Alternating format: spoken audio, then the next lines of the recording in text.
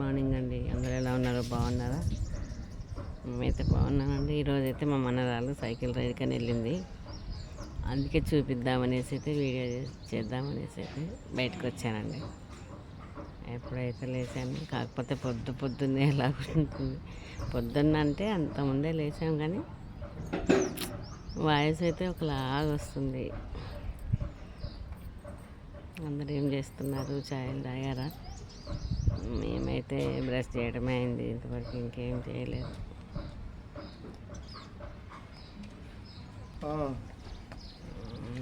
అలా అయితే వస్తుంది.